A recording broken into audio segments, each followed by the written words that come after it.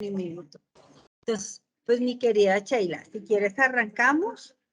Voy a presentarte, la doctora Sheila Godínez Larios, es licenciada en Ciencias Políticas por la Universidad Autónoma del Estado de México y es egresada en la licenciatura de Sociología de la Universidad Nacional Autónoma de México también. Es estudiante de la maestría en Ciencia, Tecnología y Sociedad en la Universidad Nacional de Quilmes, Argentina, donde realiza una investigación sobre la reconfiguración de la comunicación científica en el ámbito del acceso abierto ante la adopción del Plan S. También Sheila nos va a comentar un poco del Plan S, porque ha sido uno de los temas que se ha abanderado desde Redalí. Y esa adopción del Plan S como estrategia de apertura vista desde el capitalismo informacional bajo la dirección de Mariano Zuckerberg. Tú me corregirás el apellido, Sheila. Sí, es correcto. Aquí se está burlando Juan Gabriel de cómo estoy pronunciando yo el apellido. Él es investigador registrado y reconocido por el CONICET de Argentina y por Eduardo Aguado López, que también es reconocido por el CONICET de México y es uno de los grandes abanderados del tema de la ciencia abierta y es el fundador de todo este proceso de realidad. Adicionalmente, pues Sheila es la coordinadora de investigación en el Sistema de Información Científica Realit de la Universidad Autónoma de México. Entonces, pues nada, mi querida Sheila, somos todo oídos, estamos aquí súper atentos. Ya saben, cuando quieran preguntar, simplemente levantan la mano, les prendemos el micrófono y vamos a hacer un diálogo bien cercano, donde la que conozcamos un poco de esto. Entonces, mi querida Sheila, bienvenida y los micrófonos son todos tuyos. Muchas gracias por la bienvenida. Antes de comenzar, quisiera pedirles de favor, ¿me pueden confirmar si pueden ver mi pantalla? Estamos viendo tu pantalla. Perfecto, sí. Buenísimo, pues muchas gracias por la invitación. Siempre nos alegra mucho compartirles un poco sobre la perspectiva que tenemos del acceso abierto y la ciencia abierta desde Redalic, en específico desde una perspectiva diamante. Ya entraré en materia. Le agradezco mucho también a todo el equipo de Uniminuto y en especial al doctor Juan Gabriel, con quien estamos llevando un proceso muy interesante de colaboración, pues que se verá reflejado y en beneficio del acceso abierto diamante. Y bueno, en específico hoy me pidieron que les compartiera un poco la perspectiva que tenemos sobre métricas alternativas y responsables. Y en específico, hoy me gustaría hablarles sobre una propuesta metodológica de evaluación de la ciencia que tiene justamente como punto de partida un acceso abierto, sí, pero un acceso abierto no comercial, porque creemos que desde hace algunos años hay un consenso global y general sobre acceso abierto y ciencia abierta. Nadie duda de que vamos para allá. Un ejemplo de eso es, por ejemplo, la reunión que tuvieron en 2021, en noviembre, todos los países miembros de la ONU en la UNESCO y dijeron, hagamos un consenso sobre una transición hacia la ciencia abierta, ¿no? Boahí en sus 20 años hace una mención explícita y una defensa explícita de la ciencia abierta, reconociendo también los problemas sistémicos que han impedido que lleguemos a lo que Boahí justamente se planteó hace 20 años, ¿no? En fin, voy a mencionar un poco de esto. La idea es que también hagamos un diálogo, una charla abierta. Creo que eso es muy interesante en este intercambio de perspectivas. En específico, consideré 3 aspectos para platicar con ustedes el día de hoy. Uno es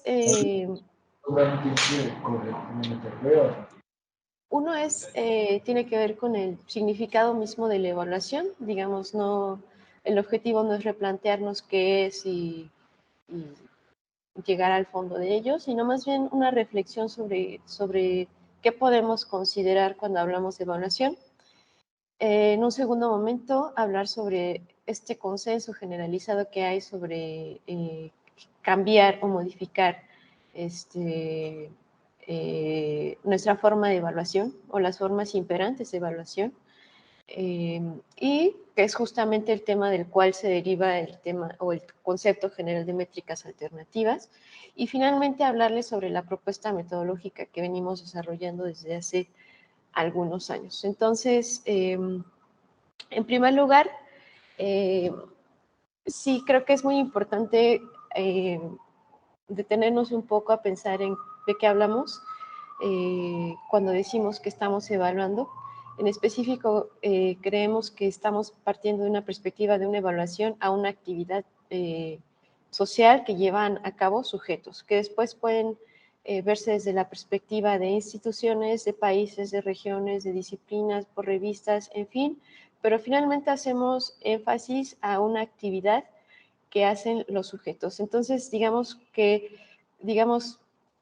volviendo a esta reflexión básica sobre a qué nos referimos cuando evaluamos, podemos decir que en primer lugar que hablamos de una actividad que objetivamos, es decir, una actividad que pudo ser cualquier otra, que conceptualizamos desde un marco conceptual que pudo ser cualquier otra, es decir, que estamos partiendo, cuando decimos que objetivamos, estamos hablando de una forma de conocer y que pudo ser cualquier otra. Es decir, si hoy en día tenemos una idea muy clara o muy consensuada sobre publicación, desde las métricas tradicionales o anteriores, citación, en fin, está bien, pero ese es un concepto y una conceptualización y una objetivación específica que por ser una construcción también podemos pensarla como que pudo haber sido cualquier otra. Es decir, si en este momento llegáramos a un consenso sobre, bueno, ya no importa la publicación, sino ahora la actividad científica la vamos a consensuar sobre vinculación social,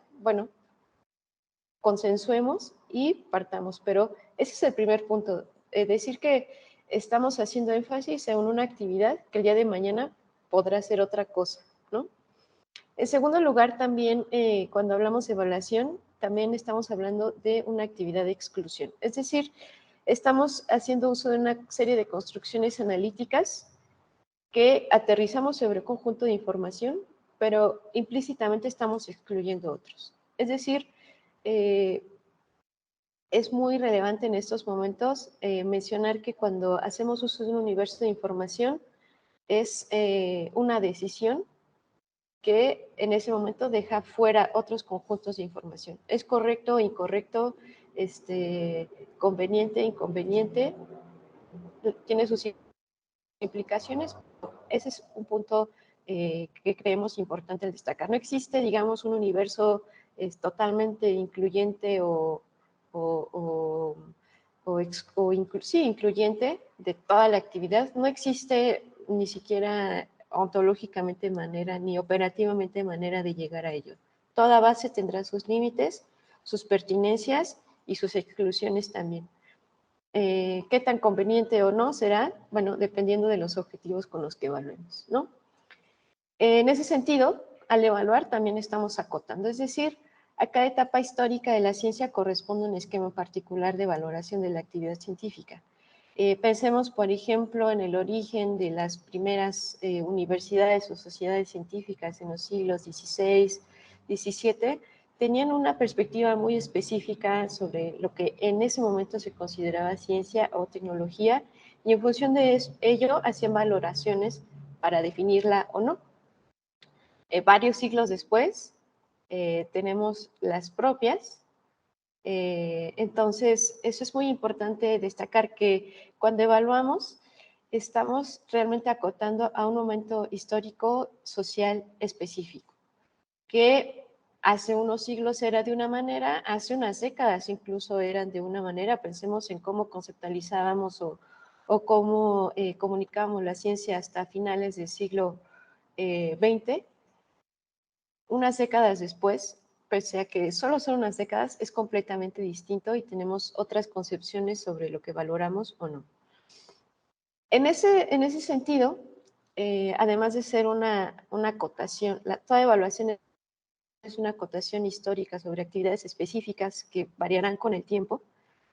También creemos que cuando evaluamos, prescribimos. Es decir, los esquemas de evaluación se han convertido, se han traducido en políticas o en códigos de evaluación que en su peculiaridad, en su singularidad, tienen también una cualidad performativa. Es decir, en el momento en que un código de evaluación dice se valora más, en mayor o en menor medida tal cosa, o se prioriza tal o cual práctica, o se puntúa mejor o peor tal o cual producto o tal o cual proceso, están haciendo, se reconoce en ello, digamos, una cualidad performativa de que las comunidades científicas, las investigadoras, los investigadores dicen, ya que eso es lo valioso, ya que eso es lo reconocido, vamos a practicarlo o vamos a llevarlo de esa manera. Entonces, en ese sentido, al evaluar, no solo objetivamos, acotamos, excluimos, sino también prescribimos lo que es deseable o no,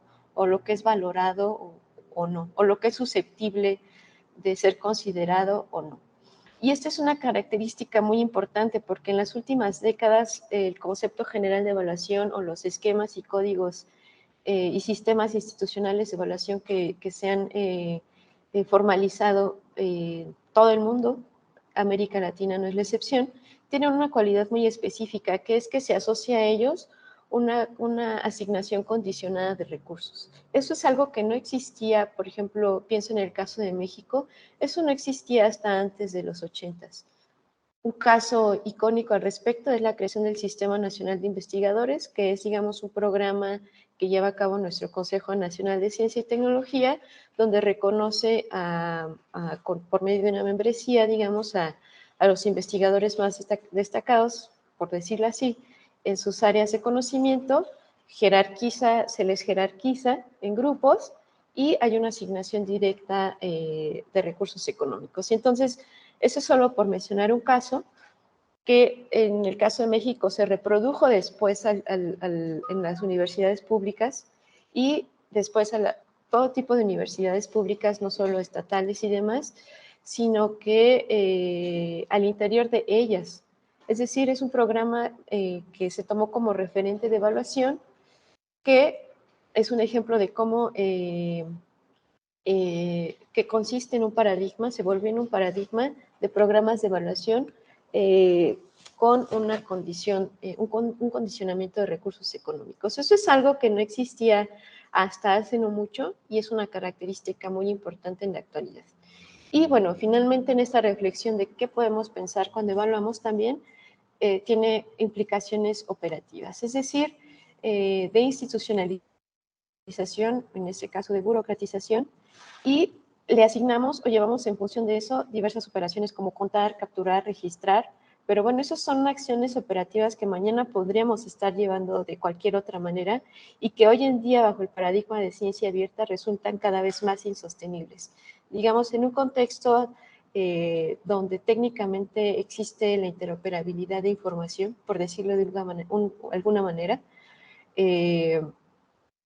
resulta cada vez más insostenible este registro de información y captura en N plataformas como existen programas de evaluación. Entonces, digamos, el resumen de esta primera idea era transmitir que la evaluación es un conjunto de acciones y de ideas que mañana podrían ser otra cosa. Y en ese sentido, esta idea me resulta muy, muy ilustrativa. De su lado izquierdo, en esta pintura de Magritte, donde él utiliza, digamos, esta figura y la nombra esto no es una pipa, porque dice que hay un contraste entre la imagen y las palabras con el original. Es decir, una cosa él dice es la imagen, otra cosa es la palabra y otra cosa es la pipa en sí mismo. Digamos, el punto no es adentrarnos en Magritte, sino utilizar la analogía que él hace para que hay una equivalencia entre la semejanza y cómo representamos las cosas. Tiempo después, Michel Foucault hace lo mismo. Una disculpa, hay un micrófono abierto. No sé si...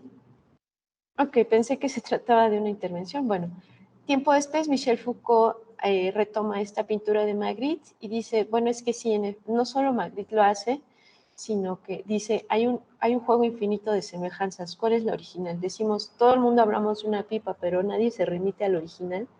Y Entonces, Magritte dice, esto no es una pipa, Foucault también dice, esto tampoco es una pipa, y en la evaluación la idea es decir, tampoco, ¿no? Que hoy se asocie la actividad científica y la evaluación a cuartiles, citas, factores, en fin, no significa que eso sea el original. La evaluación, la actividad científica es una cosa que objetivamos y que conceptualizamos antes y que hoy, en la actualidad, asociamos con ideas como calidad, como prestigio, pero sí que creemos importante rescatar la idea de que eso fue una decisión que en algún momento se tomó, pero que podría ser cualquier otra cosa, y justamente esa es la propuesta en su momento de las métricas alternativas en la diversidad que existe. Entonces, así como estas ambas cosas no son una pipa, esto tampoco lo es, y la evaluación y las maneras en que la hemos conceptualizado pueden ser distintas si así se decidiera o se consensuara. En este caso, vuelvo al caso del SNI, el Sistema Nacional de Investigadores en México, pero es solo un ejemplo, podremos pensarlo también para Colombia y N regiones. Y bueno, aquí lo que quise compartirles es este trabajo de investigación que nos muestra, hizo un análisis histórico sobre los criterios de evaluación de este programa y muestra la evolución alrededor de poco más de 20 años, ¿no? Entonces, el simple hecho de decir que en 1999 se consideraban esta serie de productos y en 2020 se consideran otros y se evalúa de distinta manera, es simplemente para recordar que son prácticas que históricamente cambian y que mañana o ayer eran otra cosa, ¿no?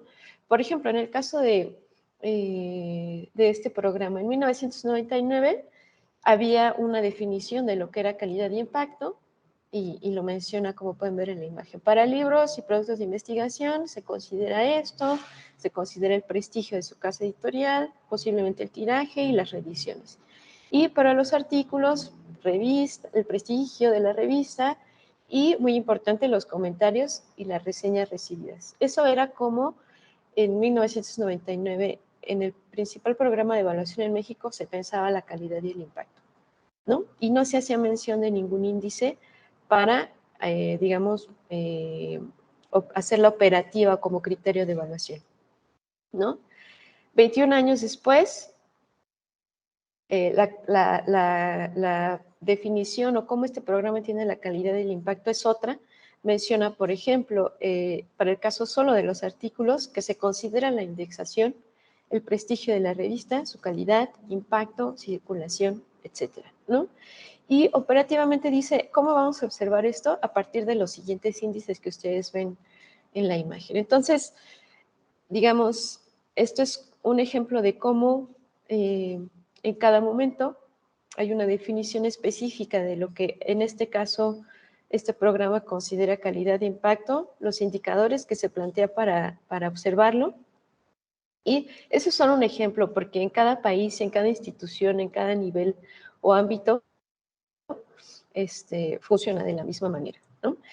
Pero también se ha avanzado en una crítica, o digamos, podemos observar ahora o presenciar ahora lo que parece una crítica consensuada al, entre comillas, al modelo de evaluación actual, si es que podemos pensar en uno, pero sí que reconocer que tiene, o es el imperante en muchos ámbitos, ¿no? Como es el caso de México en la figura del investigador, o también a las revistas, o también a las instituciones y a todos los actores o entidades que participan de la ciencia como una empresa, digámoslo, ¿no? Entonces, en este consenso, repetimos, pues está Budapest, en este año lo dijo, se recomienda reformar cómo evaluamos en todos los centros que generan investigación, como son las universidades, ¿no? Y dice, las universidades debieran abandonar los elementos que desincentivan el acceso abierto, como lo es el factor de impacto. También las declaraciones de la UNESCO, las recomendaciones, perdón, de la UNESCO sobre ciencia abierta proponen varios ejes al respecto y dicen hay que crear un entorno normativo que sea propicio para la ciencia abierta y en función de eso modificar las métricas que se usan, ¿no?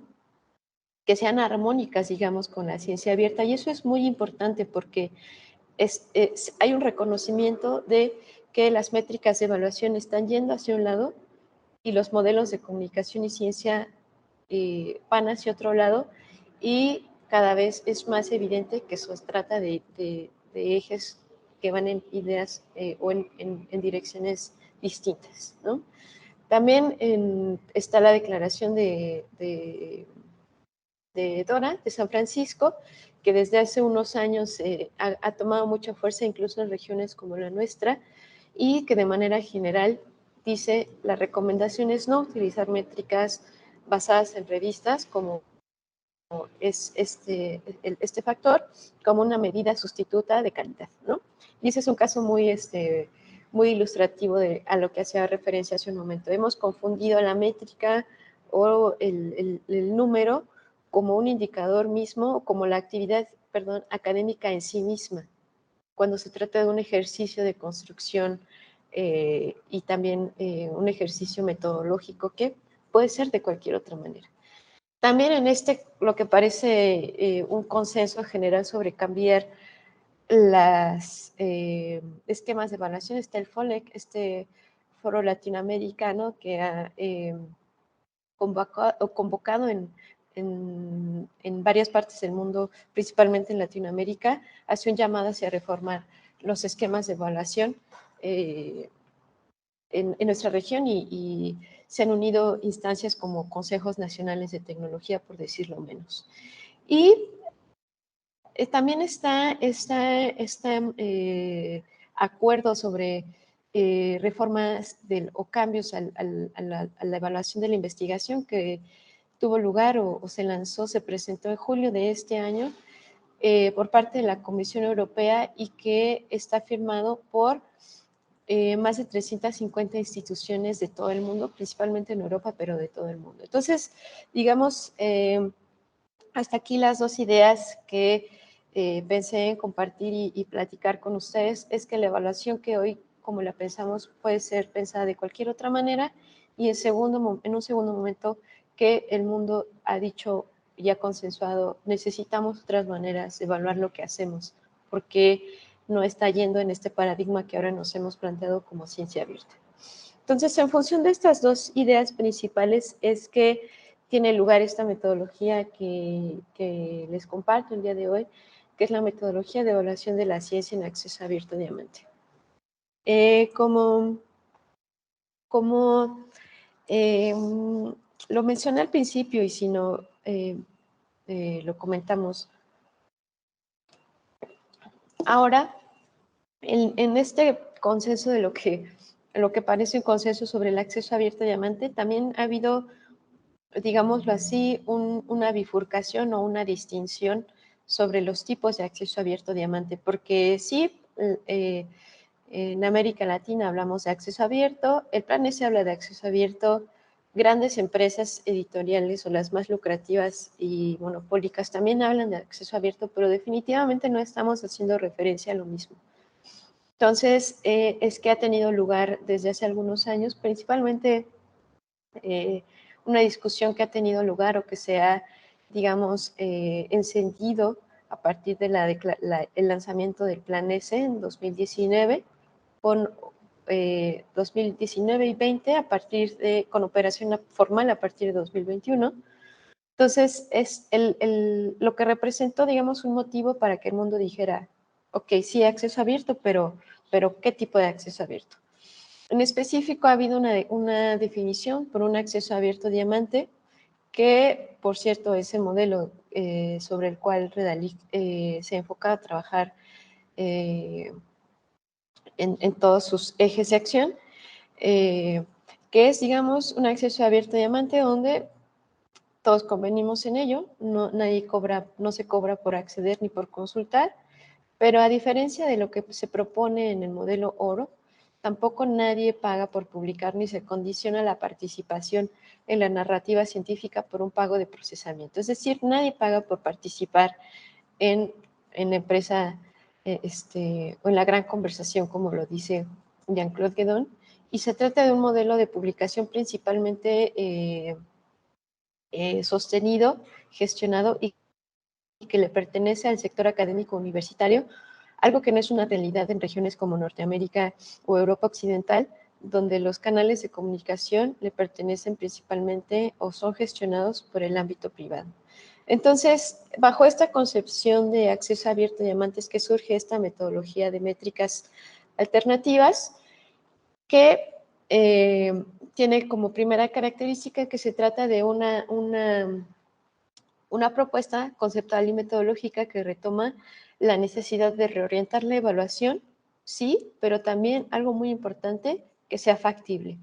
En las métricas alternativas o lo que hemos desarrollado en las últimas décadas sobre métricas alternativas, no hay una duda sobre su pertinencia ni hay una duda sobre si es algo que nos puede aportar en cómo conceptualizamos o caracterizamos o evaluamos la actividad de las y los investigadores. No hay duda al respecto, pero sí respecto a su factibilidad.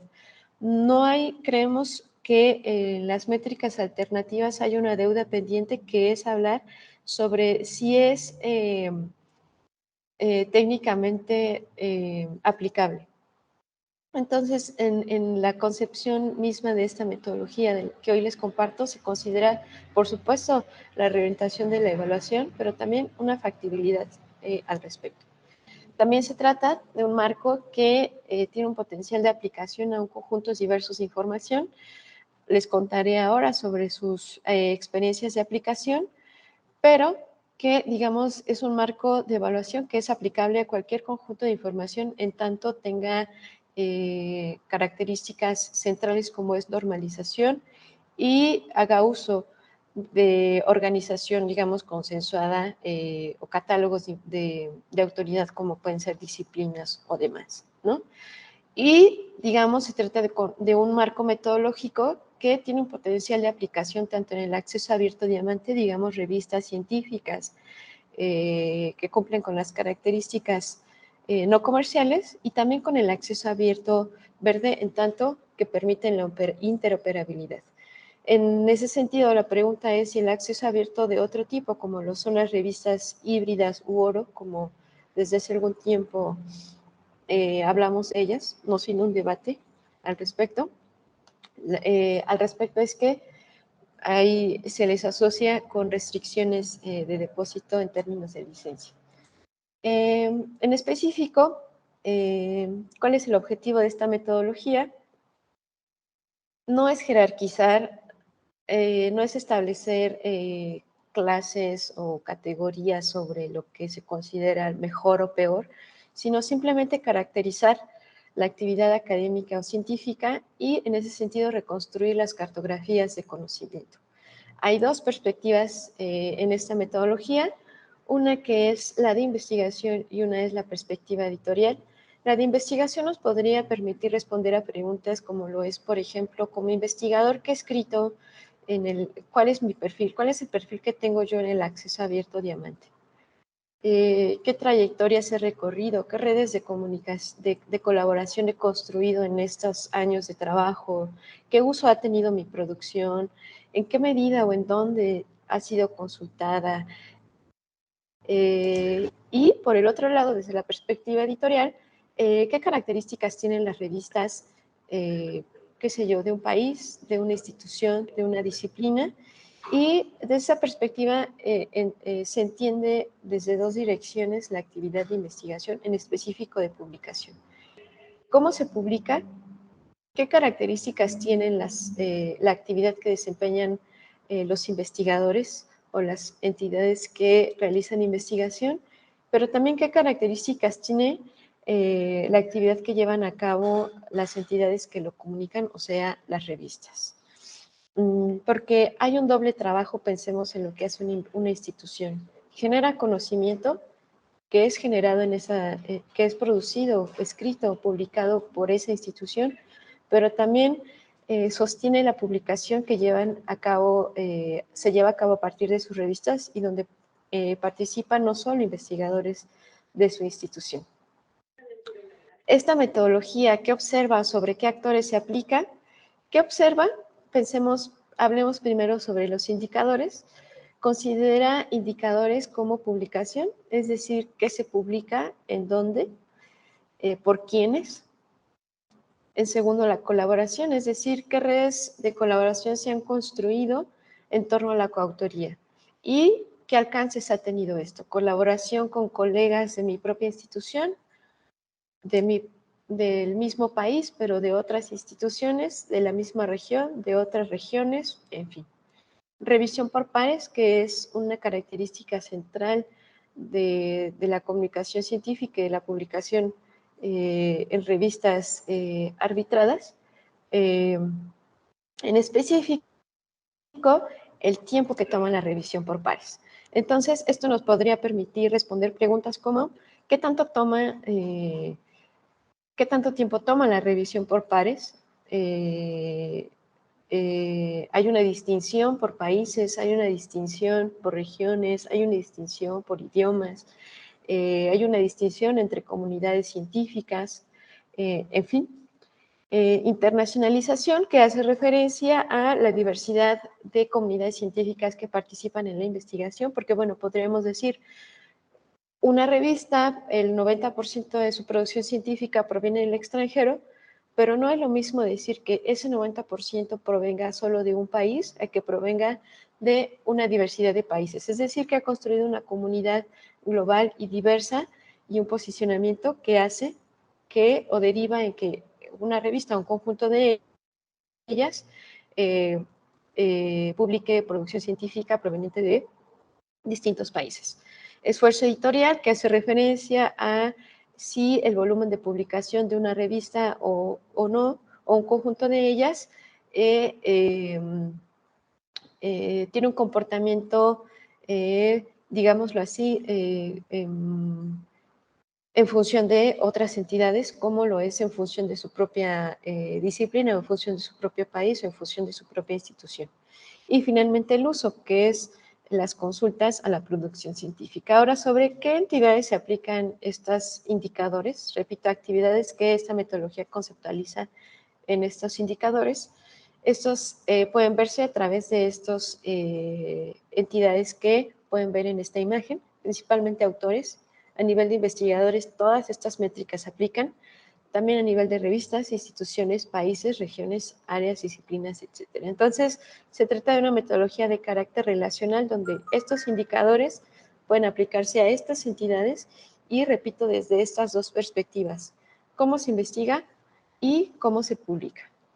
En este esquema que ustedes pueden ver ahora es un resumen, un esquema sobre esta metodología que les comparto el día de hoy. Paréntesis, después podemos compartirles este material, así que si de momento no pueden observarlo o distinguirlo bien, no se preocupen. Y bueno, ¿qué factibilidad tiene esta metodología? En específico, hay dos casos. El primero es toda la metodología, todas las métricas que ustedes ven en el sitio web de Redalic obedecen a esta metodología. Es una base de datos que además, en este caso, esta metodología se aplica sobre esta base. Repito, podría aplicarse a cualquier otra en tanto cumpla con las características que mencionábamos, pero en esta experiencia de aplicación, el ejemplo es lo que ustedes ven en el sitio web de Redalic, una base normalizada de, en este momento, más de 700,000 artículos, por cierto, una base de datos viva, que a día cambia, y repetimos una base además que da cuenta sobre el acceso abierto diamante, ¿no? Y hay una segunda experiencia de aplicación que son 100 revistas de ciencias jurídicas con base en información de Redalic, OJS y Cielo. Aquí les dejo el enlace para que puedan consultarlo. Entonces, estos son, digamos, ejemplos donde hemos aplicado la factibilidad de ella. Y para ser más específica, digamos, aquí lo que les compartimos son a lo que me hago referencia, perdón, con cartografías de conocimiento.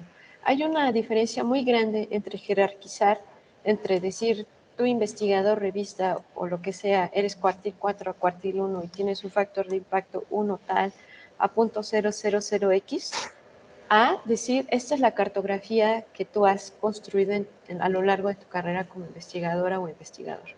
En este caso, en estas imágenes, lo que les represento son es la participación del mundo, la publicación de todo el mundo en las revistas latinoamericanas de acceso abierto y diamante, en específicos de ciencias sociales, artes y humanidades. Y aquí lo que les comparto es una, digamos, una postal de cómo era esto en 2005 y cómo lo era hasta 2018. Hoy en día es un mapa seguro que cambia, pero este es el potencial, o digamos, para ponerle nombre y apellido, una representación sobre los que nos permite esta metodología de investigación. Aquí este es otro tipo de cartografía. En la imagen azul ustedes pueden ver cómo Latinoamérica ha publicado en las revistas de acceso abierto Diamante de Colombia. Esa es la comunidad que han construido las revistas colombianas Diamante. Y en un segundo lugar pueden ver en esta imagen, digamos en tonos naranjas, cómo es que todo el mundo está publicando en las revistas colombianas de acceso abierto, como lo ha hecho hasta 2018.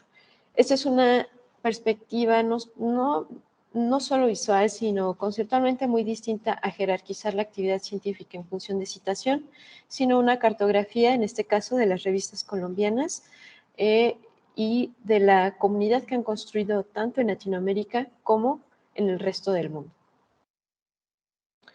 Aquí estos mapas hacen referencia a estas cartografías en la parte superior a las redes de colaboración nacional que han construido, por poner un ejemplo, las investigadoras y los investigadores adscritos a la UNAM en 2018. Es decir, este mapa representa todas las redes de colaboración que han establecido la UNAM en ciencias sociales hasta 2018. Mientras que en la parte inferior pueden ver las redes de colaboración institucional que se han construido con base en la publicación en las revistas de la UNAM. Es decir, mientras que arriba se habla de las investigadoras o los investigadores de la UNAM, abajo se habla de sus revistas. Repito, porque es una metodología que puede aplicarse a distintas entidades, pero siempre teniendo como punto de partida el autor. Y aquí, por ejemplo, les muestro un caso sobre un análisis aplicado en esta metodología sobre el tiempo de revisión por pares, sobre cómo se ha modificado la duración de la revisión por pares, es decir, desde que una revista acepta un artículo hasta que finalmente lo acepta después de una o n revisiones. Estas son, digamos, las transformaciones o las tendencias que identifica este análisis, y aquí les pongo el enlace para que puedan después leerlo con mayor tranquilidad. Y digamos, esta es una perspectiva muy interesante porque, por ejemplo, esta metodología nos permite identificar que en 2005, en el caso de ciencias sociales exclusivamente, el tiempo de revisión por pares de un artículo tomaba en promedio 128 días, mientras que hasta 2018 se transformó a 213. Es una perspectiva que cambia por área de conocimiento. Por ejemplo, en las ciencias naturales y exactas se mantiene más o menos, mientras que en las artes y las humanidades se reduce en poco más de 40 días. Entonces, esta es una metodología. La idea no es, digamos, hacer un análisis profundo en este momento sobre la metodología, solo quise mostrarles algunos ejemplos de lo que nos permite observar en sus varios ejemplos de aplicación. Digamos, para ir cerrando y ya poder entrar a esta charla, entonces lo que les propuso, lo que les comparto ahora es un modelo de evaluación que tampoco es una pipa como lo es ninguno, sino que se trata de una propuesta que sí tiene dos puntos de los cuales podemos discutir también. Uno, que es viable en la medida en que se articula con el modelo de publicación no comercial, acceso abierto diamante y acceso abierto verde, no sin dificultades al respecto, pero que tiene una factibilidad, digámoslo así, y que permite recuperar la historia y las trayectorias científicas publicadas. Qué interesante sería reconstruir las cartografías de toda la actividad científica. En los últimos, digamos, recientemente han sido como muy frecuentes estos análisis para recuperar, digamos, el pasado, por decirlo así, sobre lo que han hecho países o instituciones o consorcios en torno a la PC. Digamos, por este auge o este empuje que se está dando al acceso abierto comercial a partir de la PC, muchas instituciones o países han dicho, ok, para saber si le entramos o no y cómo lo hacemos, hay que analizar o diagnosticar primero, recuperar la información sobre cuánto hemos invertido en acceso abierto oro por medio de APC. Entonces, Colombia tiene un análisis al respecto, a partir de la Universidad de Antioquia y COLAF, por ejemplo, y así son cada vez más frecuentes los análisis que responden a la pregunta de cuánto hemos gastado en APC. Reconstruyamos el pasado que tenemos al respecto, pero no nos hemos preguntado, me parece, lo mismo respecto al acceso abierto, en específico al acceso abierto diamante. ¿Qué pasaría si como investigadoras, investigadores, instituciones, países, etcétera, nos preguntáramos qué hemos hecho, qué perfil tenemos en el acceso abierto, en específico en el acceso abierto diamante? Si nos planteáramos esa pregunta, tendríamos que preguntarnos, ok, ¿y qué manera tengo de hacerlo? Entonces, en función de esa pregunta, es que, entre varias otras, es que esta metodología es que se propone. Y bueno, ok, existe, planteémonos las preguntas, pero ¿qué pasos podemos dar para adoptarla o no, o al menos discutirla?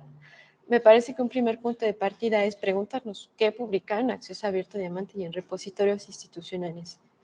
Quizás si nos hiciéramos esa pregunta, una pregunta, perdón, que no es menos válida y que de hecho creemos es mucho más relevante que preguntarnos cuánto hemos pagado en APC. La publicación de Acceso Abierto Diamante también cuesta, solo que no nos hemos preocupado por ella porque pareciera ser que por no pagarlo es gratuito. Y la realidad es que sí cuesta, pero no nos hemos planteado la pregunta. En un segundo lugar, una siguiente idea para adoptarlo es incorporar en nuestra actividad académica cotidiana, es decir, lo que vas a hacer este jueves y este viernes y este sábado o lunes, qué sé yo, el aprovechamiento de las infraestructuras abiertas. Y en tercer lugar, ser honestos, digámoslo así, y preguntarnos, ¿para qué publico?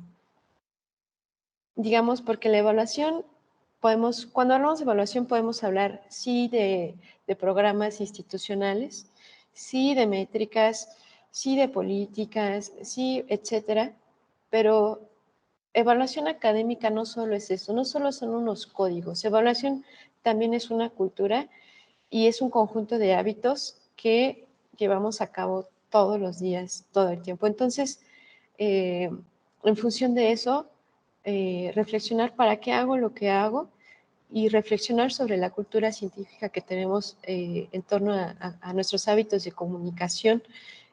Preguntémonos si nuestros hábitos de comunicación científica como especialistas o en cada quien en su tema, nos enfocamos solo a la publicación, en específico qué tipo de publicación y o si hemos incorporado, estamos incorporando o queremos hacerlo para empezar otras prácticas que ahora estamos aprendiendo con ciencia abierta, ¿no? Una ciencia abierta que se vincule con otros esquemas de evaluación, como los programas que hemos visto al principio. Y bueno, esta es como la propuesta de la charla que podemos comenzar ahora. Y bueno, eh, estoy atenta a lo que ustedes gusten compartir.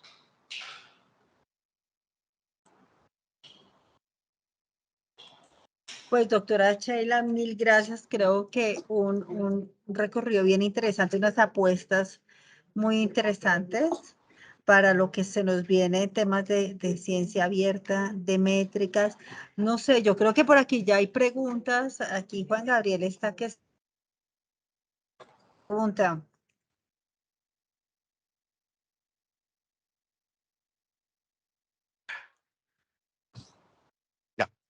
Hola Sheila, qué gusto escucharte y saludarte. Al igual que a muchas personas conectadas, un verdadero placer esto que nos apasiona y que va en gran medida con nuestra propuesta misional en términos de institución educativa en Colombia. La semana anterior, antepasada, estuvimos en el encuentro de vicerrectores de investigación a nivel nacional en términos de ASCUN, donde se discutía el nuevo modelo de medición. Y bueno, y hemos tenido unos encuentros para Colombia.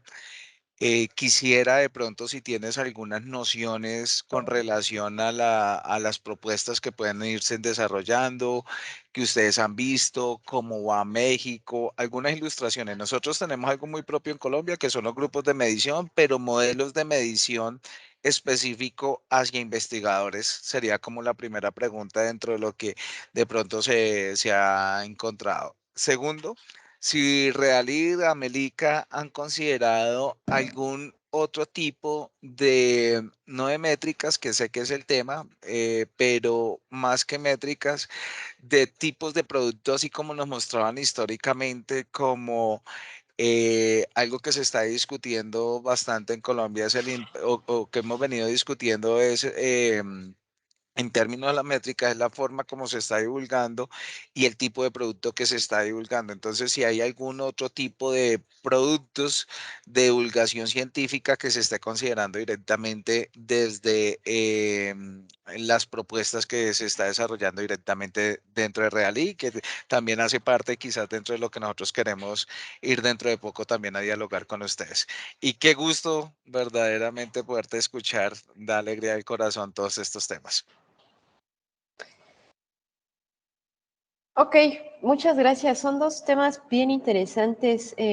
Solo para verificar, la primera pregunta hacía referencia a si desde México estamos o se está haciendo como una reforma formal a los sistemas de evaluación.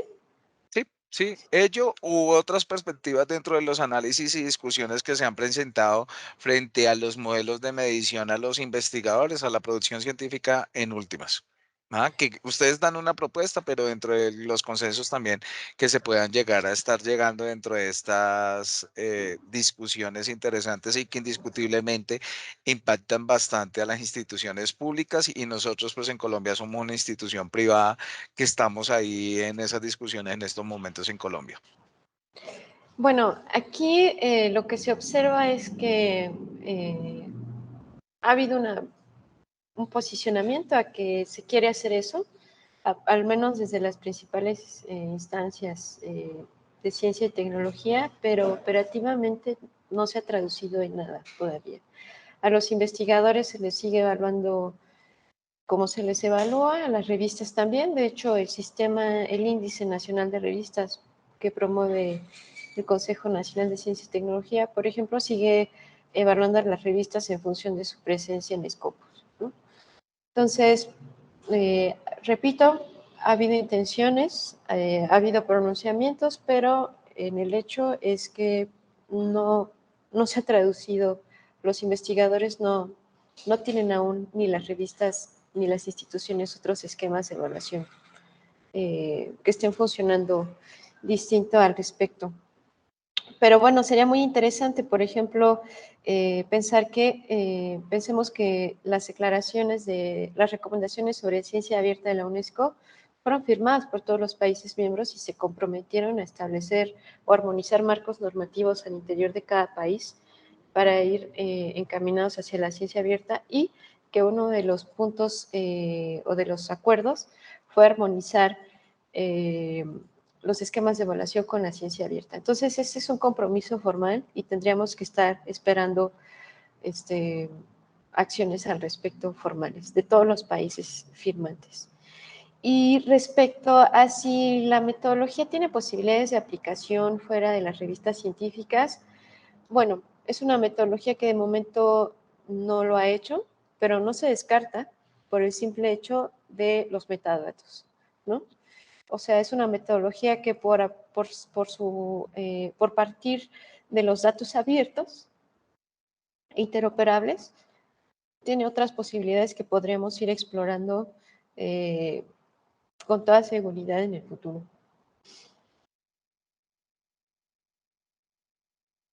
Ok, de acuerdo a la primera pregunta y en cierta forma las discusiones también que hemos generado en Colombia, una de las apuestas grandes y que está cada vez tomando más fuerzas es que lo cuantitativo apoya lo cualitativo. Conozco algunos elementos que quizás de pronto algunos no lo han desarrollado, pero no sé si puedas hablarnos un poco con relación a los análisis semánticos que se puedan llegar a estar desarrollando en estos momentos o lo que ustedes han visto y aprendido también con relación a análisis más de tipo cualitativo y semántico. Ese es un proyecto que de hecho también estamos desarrollando ahora. En 2017 la UNESCO también, por ejemplo, por poner un ejemplo, más bien emitió con unas recomendaciones a la ciencia y al investigador. Y en función de eso propuso una serie de métricas con estos principios de diversidad, inclusión y demás. Y son características que estamos ahora empezando a pensar sobre cómo adaptarlos en estas métricas, porque no hay discusión en que el mundo tiene que, o las métricas tienen que encaminarse a analizar estos aspectos como qué tanto estás colaborando con quién, qué tan inclusivo estás siendo.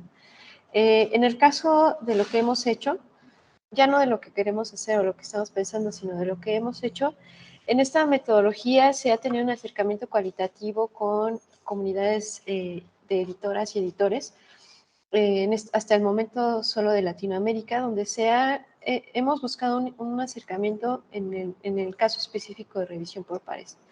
En los últimos meses hicimos ejercicios de acercamientos cualitativos para entender mejor la problemática de revisión por pares y cómo se percibe, cómo se maneja. Por supuesto que nosotros la hemos documentado, digamos, masivamente a partir de este ejemplo que les mostré, pero ahora nos interesa un acercamiento cualitativo sobre sus percepciones, cómo lo manejan y qué perspectivas tienen al respecto.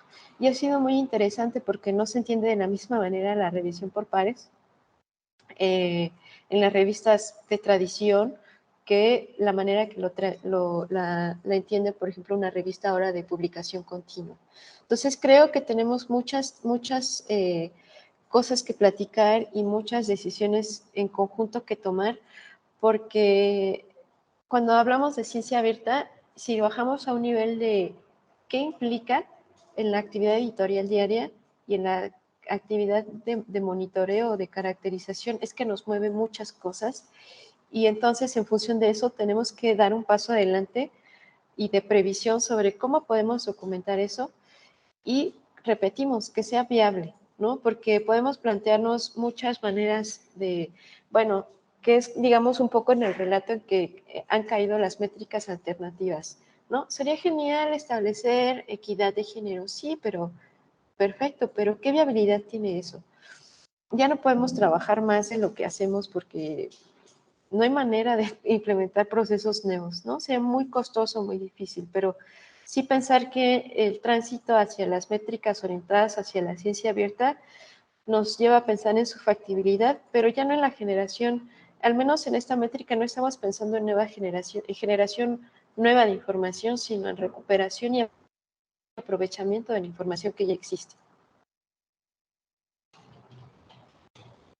Gracias, Sheila. ¿Qué resistencia han tenido los gobiernos frente a estas nuevas mediciones? Sobre todo porque para ellos se vuelve más complicado en temas de, por ejemplo, aquí en Colombia miden por índice H, por citación. Y eso a veces va en detrimento porque digamos que uno puede tener una publicación que si bien no tiene citación, es un libro de una gran usabilidad, de una gran lecturabilidad, de descargas, de consultas, y esa ruta se pierde. Digamos que uno podría tener las métricas por Google Analytics u otros medios, pero qué resistencia hay por parte de los estados frente a estas métricas, a pesar de que hablan de una política abierta. ¿Ustedes han visto este tema? Creemos que la mayor resistencia que hemos observado, identificado, y la más grave es la omisión. Pese a que, repito, hablamos de un consenso, parece que todos estamos de acuerdo, pero hay una omisión respecto a propuestas. Eso es lo que hemos identificado. Por ejemplo, el caso de Colombia es como que es muy interesante ver qué percepción o qué recepción ha tenido o qué está pasando en Colombia. Son como un paradigma de evaluación orientada a la corriente principal. Así se evalúa a los investigadores y ni hablar de Publindex. Pero en ese sentido son un paradigma de evaluación orientada hacia allá. Por otro lado, están muy preocupados sobre cómo transitar o unirse al Plan S. Cuando anunciaron las firmas de los acuerdos transformativos, Consorcio Colombia lo hizo como quien anuncia el mayor de los triunfos y siendo, como además ellos mismos lo decían, los primeros acuerdos de la región. Pero también hay una omisión muy grave porque que creemos que esa es la más grave de las resistencias. El no proponer o el no hacer propuestas concretas de evaluación distintas es lo que hemos observado y eso se observa, no hemos encontrado o no observamos un paso decidido hacia allá. La realidad es que, de hecho, observamos lo contrario. También aquí en México se llevaron a cabo los primeros acuerdos transformativos y los hizo la principal universidad pública del país, la más antigua, de hecho, la UNAM. Entonces, el hecho de que el mundo esté transitando hacia allá es preocupante porque de entrada a mí me dice, o ese hecho nos dice que no hemos quizá reflexionado que el modelo de publicación o de comunicación que adoptemos, llámese diamante, oro o lo que sea, tiene una implicación directa, una articulación directa con los modelos de evaluación. No podemos pretender que queremos modificar nuestros sistemas de evaluación, por un lado, hacia acá, si nuestros esquemas de publicación o de comunicación científica van en otro lado. Creo que es momento de reflexionar que hay una relación directa entre cómo publicamos y cómo medimos o cómo evaluamos. Eso creo que hace falta una reflexión al respecto y mucha coherencia, porque, repito, la comunicación y la publicación y la evaluación no pueden ir en opciones, en direcciones distintas, y el hacerlo, de hecho, ya lo estamos observando, nos ha traído consecuencias muy serias, ¿no? Entonces, digamos, esa es la resistencia. Más que resistencia, estamos viendo como una omisión de propuestas concretas, no solo de universidades, sino de gobiernos en este sentido.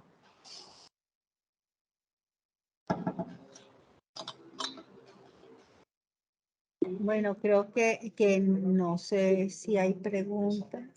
¿Qué recomendaciones podrías tú, desde tu experiencia, brindarnos a nosotros como Uniminuto, que estamos estableciendo nuestros indicadores de medición en términos de métricas alternativas? ¿Qué recomendaciones nos podrías dar? Bueno, una primera, creo que el punto antes de pensar en todo lo demás, un primer punto de partida es ser sinceros y ser claros y hacer preguntas, buenas preguntas. Y una primera buena pregunta es, ¿qué queremos? ¿Nos interesa un posicionamiento en qué sentido? ¿No? ¿Nos interesa vincularnos con la sociedad? ¿Nos interesa una incidencia de algún tipo? ¿Nos interesa un posicionamiento en determinados canales de circulación? ¿Nos interesa, etcétera? Y en función de eso, establecer las métricas o los indicadores de evaluación. Si de momento lo que nos interesa o lo que le interesa a Uniminuto es reconstruir, unirse a este paradigma de ciencia abierta y de acceso abierto no comercial, una primera pregunta quizá podrían hacerse es, ¿qué he hecho en el acceso abierto? ¿Cuál es el perfil de mis investigadoras, investigadores o revistas en el acceso abierto y en el acceso abierto diamante?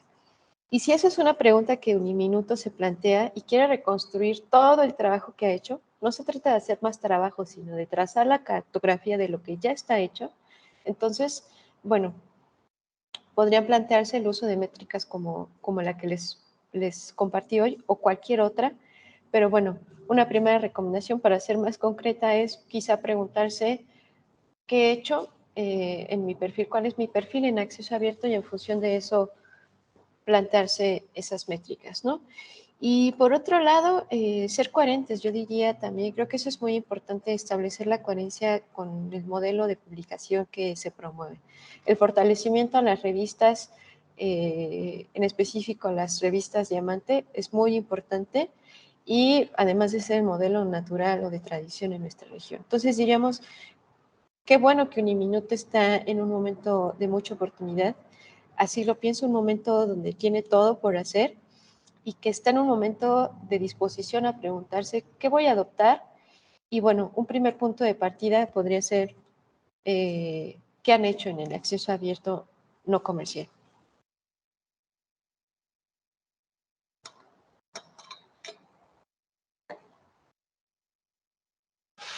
Bueno, tenemos una pregunta acá.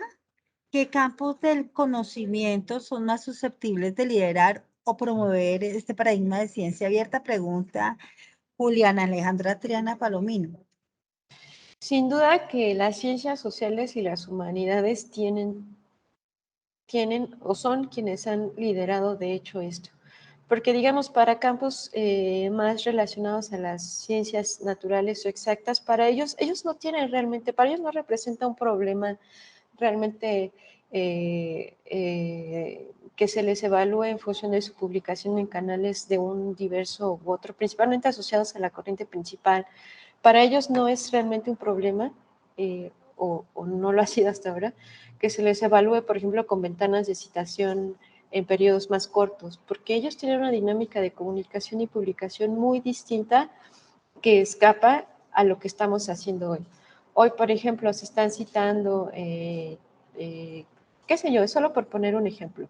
En este momento se están citando textos de Rita Segato o Marta Lamas en términos de género que fueron escritos hace 15 años. Y si a estas investigadoras especialistas en género se les evaluara por su ventana de citación, serían las peores puntuadas porque textos clásicos de ellas escritos hace muchos años están siendo usados principalmente ahora. Entonces, no digo que antes no lo fuera, por supuesto, pero solo es como para poner un ejemplo de cómo es realmente, digamos, no es conveniente o no ha resultado conveniente para campos como las humanidades o sociales querernos caracterizar o evaluar y después jerarquizar como se hacen las naturales. Entonces, si volteamos a ver los principales promotores de estos consensos o necesidades de nuevas formas de evaluación, han sido las ciencias sociales y las humanidades.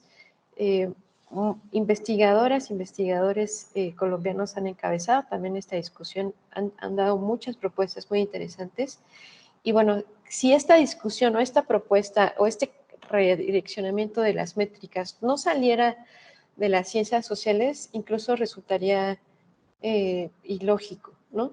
Sin duda que en estos campos de conocimiento tenemos mucho que discutir porque somos quienes justamente no respondemos a esas dinámicas de evaluación que se asocian a la corriente principal o a métricas asociadas con la citación. Sheila, me envían dos preguntas que están relacionadas acá.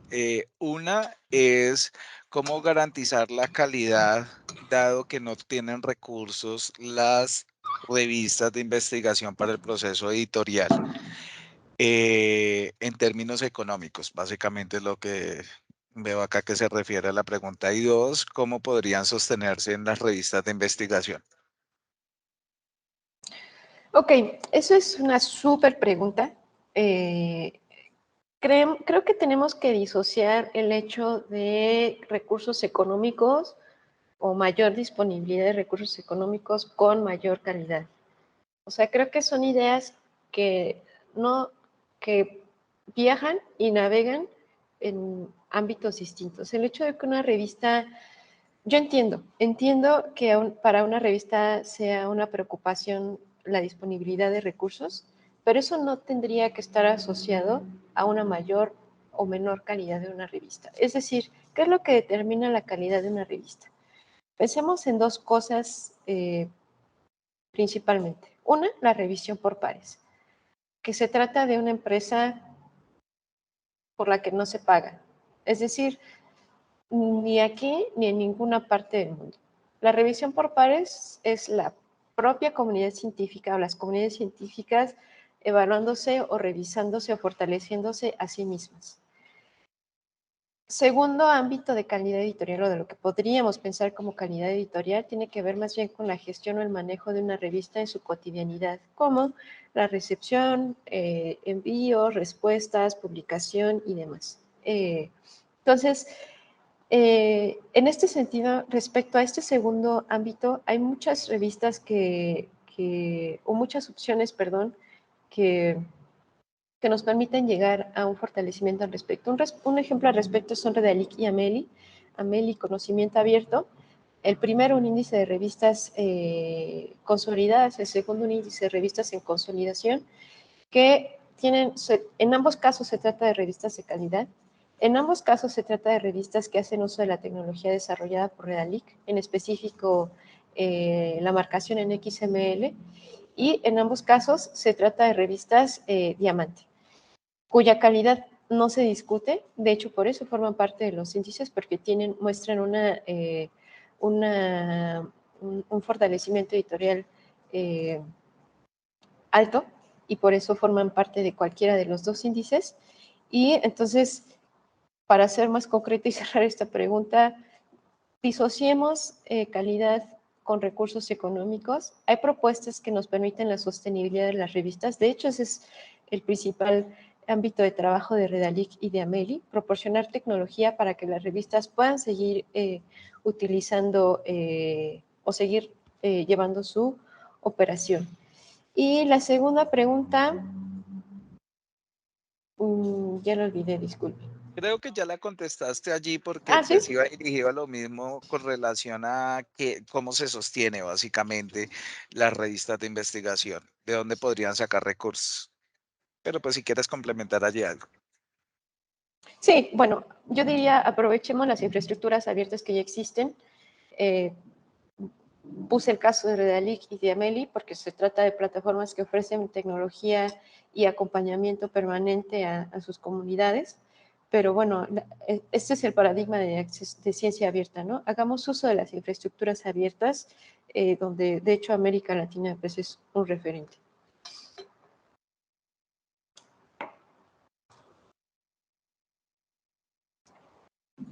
Bueno, pues Sheila, de verdad, muchísimas gracias. De verdad creo que ha sido un espacio muy enriquecedor. Creo que todos, vuelvo y digo, seguimos cargando en nuestra maleta viajera muchos conocimientos, muchas cosas interesantes que nos van a permitir perfeccionar y mejorar en nuestra profesión como investigadores, como profesores, como difusores del nuevo conocimiento. Tengamos en cuenta siempre que lo que nosotros hacemos va hacia un público objetivo y ese público objetivo es el que nos va a generar estas métricas. Eso es lo que nos permite reconocimiento como verdaderos investigadores. Entonces, mi querida Sheila, de verdad, mil millones de gracias. Gracias a todos ustedes por habernos acompañado y yo estoy completamente segura que esta no es la primera y última vez, sino que Sheila va a seguir aquí con nosotros en muchas más oportunidades.